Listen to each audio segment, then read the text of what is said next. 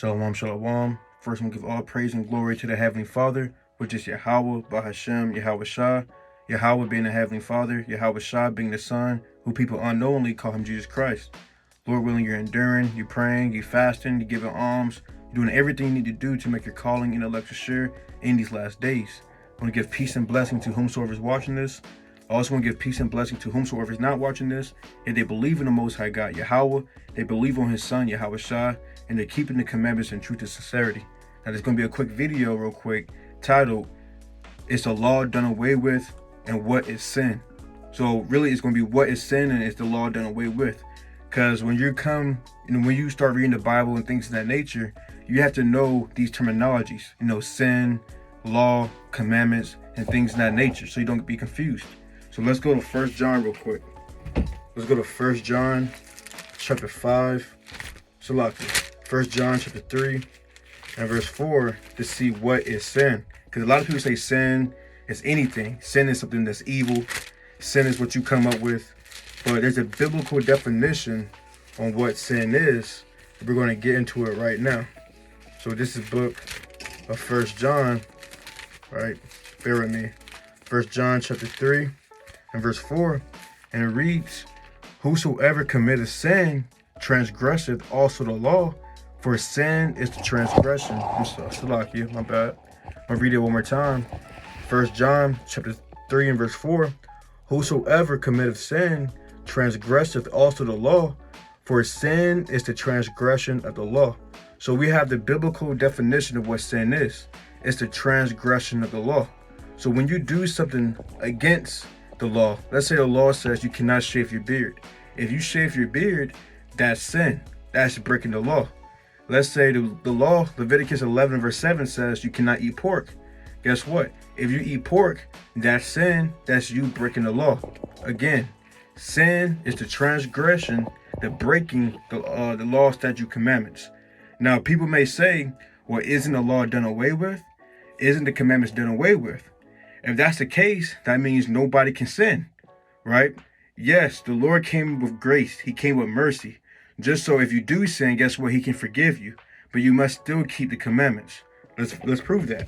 Let's go to Matthew chapter 5 and verse 17. And I'm reading from the KJV. And I also might cross-reference in the NLT as well.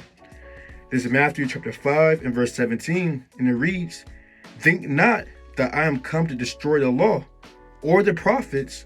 I am not come to destroy, but to fulfill." So when Christ came on our earth, when you read from Matthew all the way to John, he did not come to destroy the law, but he came to fulfill the things that were written of him that was in the law.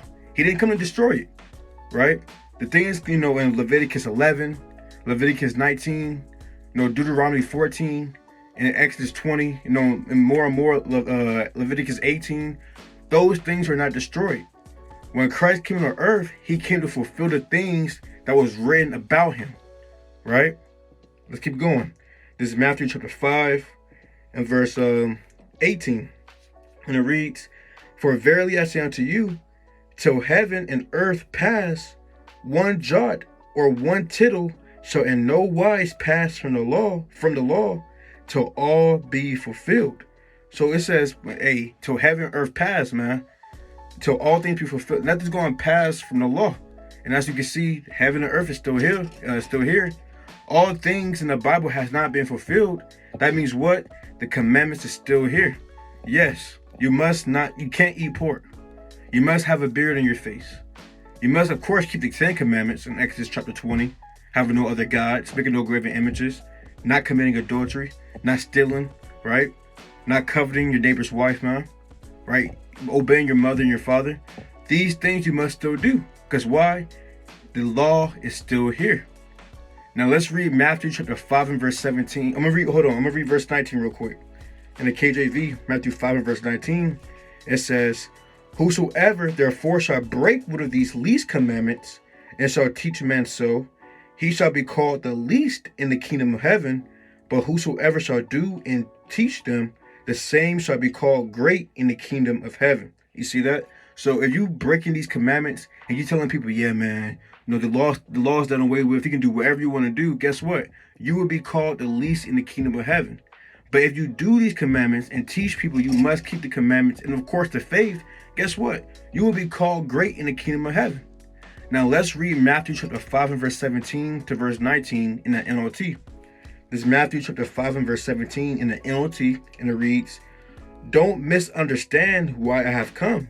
I did not come to abolish the law of Moses or the writings of the prophets. No, I came to accomplish their purpose. I tell you the truth, until heaven and earth disappear, not even the smallest detail of God's law will disappear until its purpose is achieved. So if you ignore the least commandment and teach others to do the same, you will be called the least in the kingdom of heaven.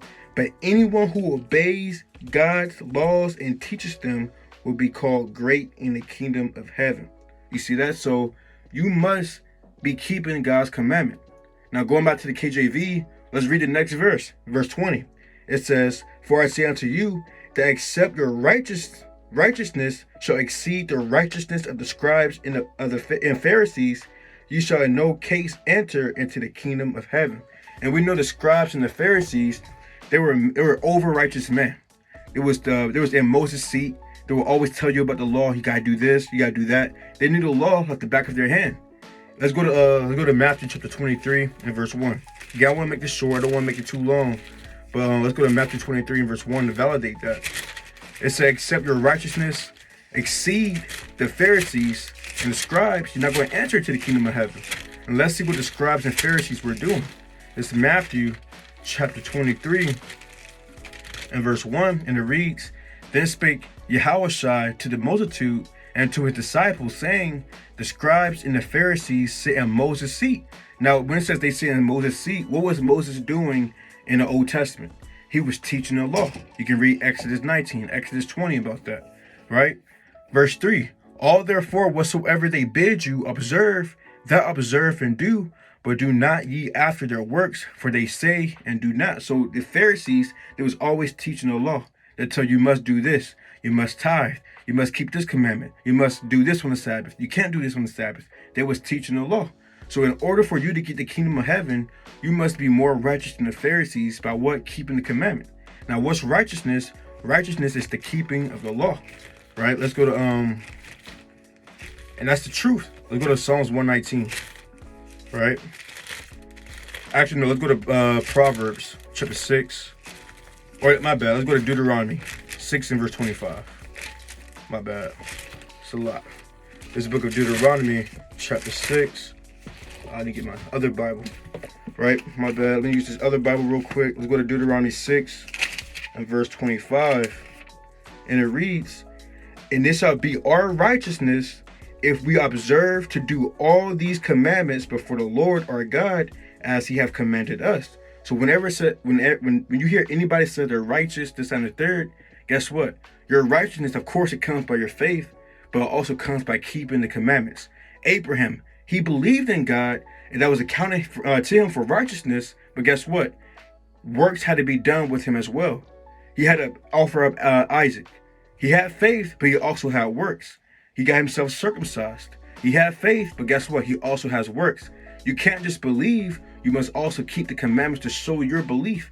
If you say you love somebody and someone says they love you, it's not love, it's not just a word, right? It's an action word. They must show that they love you. They can say, "Yeah, I love you." You can't have if you're in a relationship, your woman can't tell you, "Yeah, she loves you," and she out here dealing with other men, and vice versa. Your man can tell you that he loves you, and he's out here doing God knows what at Views Bars and Grill in Atlanta, man, or at Hooters, right? That won't make any sense. That's confusion. So you have to show actions about your faith, right? Even let's go to James. See, now it's getting rolling, right? Let's go to James chapter 2. Let's go to James chapter 2 and verse 18. All right, this is the book of James. Please bear with me. This Bible's kind of messed up. Left my other Bible in the car. This is the book of James chapter 2 and verse 18. And it reads, "Yeah, a man may say, thou hast faith, and I have works. Shew me thy faith without thy works, and I will shew thee my faith by my works." So James said, I'm going to show you my faith by my works. How? By keeping the commandments. Verse 20. verse 19, my bad. James 2 and verse 19. Thou believest that there is one God. Thou doest well. The devils also believe and tremble. So if you're somebody who says that you're only saved by faith and things in that nature, it tells you that the devils believe. You got people who's on crack. You got people who's murdering people right now as we speak, sex trafficking, raping people, and guess what? They believe on Christ. Are they going to get saved? No. Because why? Their works are evil. You must have faith and you must have works. You saying you believe, just believe and that's it, that doesn't mean anything, right? Because again, the devils also believe and they tremble in the presence of the Most High God. You must have works as well. This is James 2 and verse 26. For as the body without the spirit is dead, so faith without works is dead also. So you must have the faith and you also must have the works. I'm going to get one more precept and close up. Let's go to Revelation, if I have it in this Bible, right? Let's go to Revelation chapter 14 and verse 12. And it reads, here is the patience of the saints. Here are they that keep the commandments of God and the faith of Yahushua. So you have to keep the commandments and you also have to keep the faith, right? So hopefully that was edifying. We went over what is sin, which is the transgression of the law.